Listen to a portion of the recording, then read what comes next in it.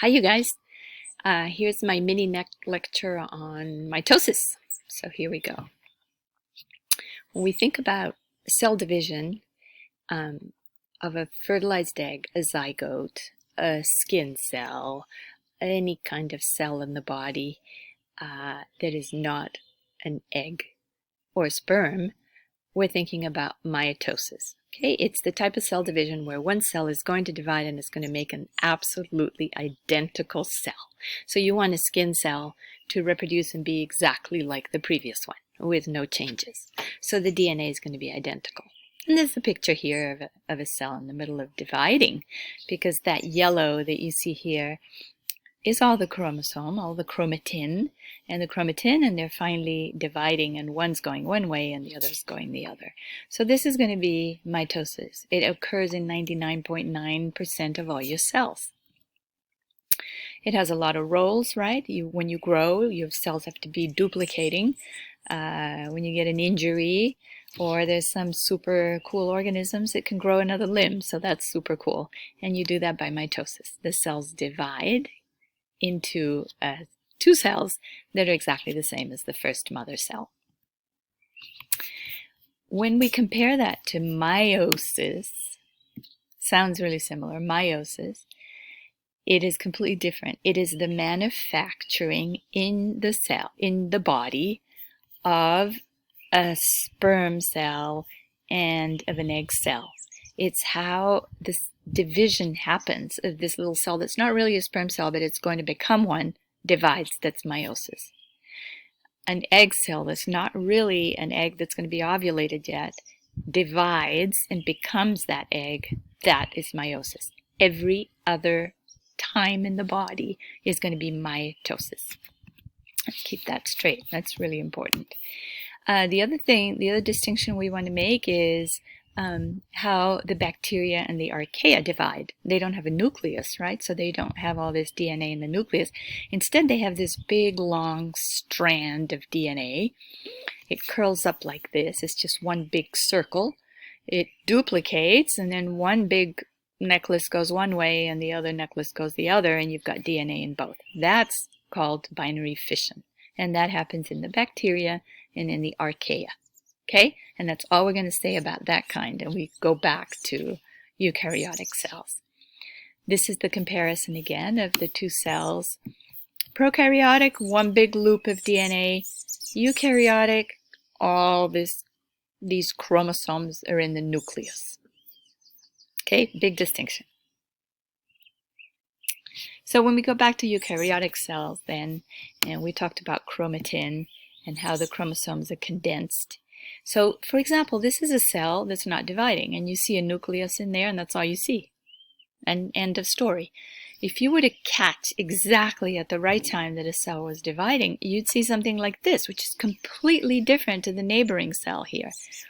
What's happening here is you're seeing all those condensed chromosomes, right? All the chromatin that's condensed. So you see it very differently. Yes, dividing, not doing anything, sitting there.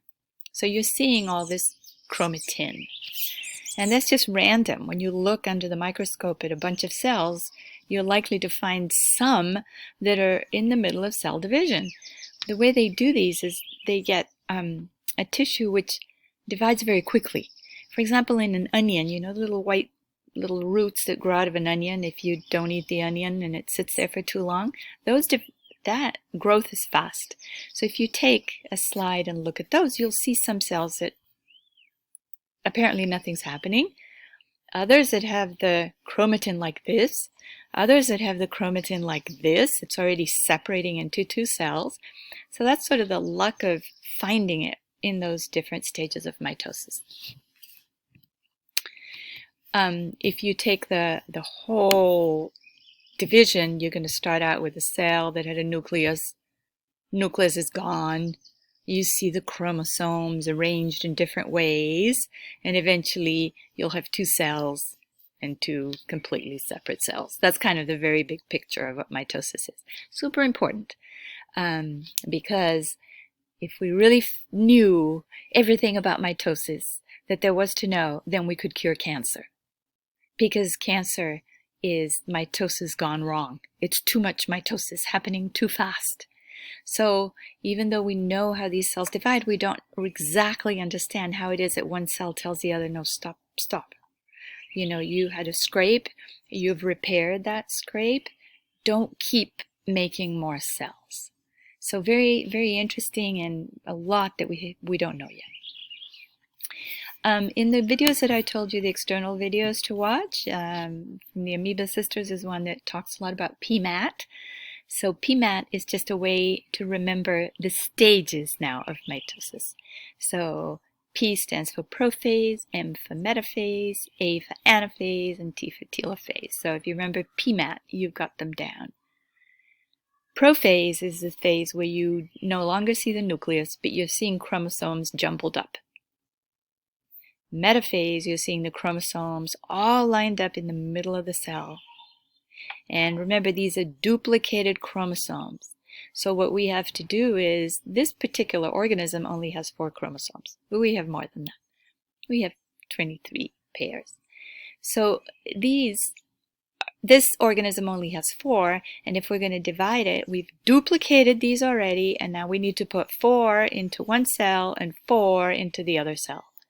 And we're going to end up in telophase with 4 chromosomes there, 4 here, and PMAT is done. Okay, so meta means middle, chromosomes aligned in the middle. Ana means away, which means they're pulling away, and telo means end. So those are essentially the basic stages of mitosis. If you want to look at it in more detail, I'm going to swing by these pictures. This organism has 6 chromosomes, and this one jumbled up, lined up in the middle, meta, pulled away now, they're not duplicated anymore, and ana away, and telophase, then it's making the 2 separate cells, and finally that'll clip down the middle. PMAT.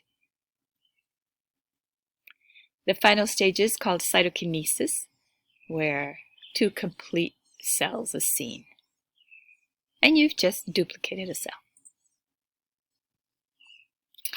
So this is just a review slide, reviewing the stages. Interphase is the first stage, where the DNA is replicating and we're not seeing too many changes yet. So I left it out because PMAT is here in yellow. Prophase, metaphase, anaphase, and telophase. And then cytokinesis at the end. So this is just a review. They divided prophase into early and late here.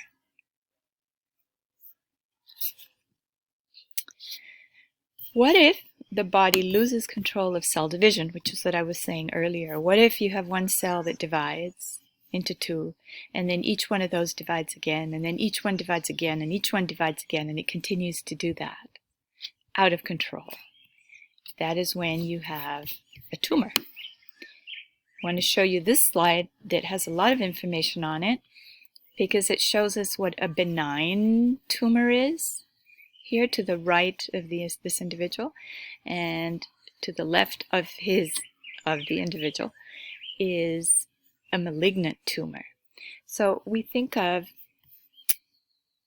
a benign tumor as one that stays in place. Look at this one.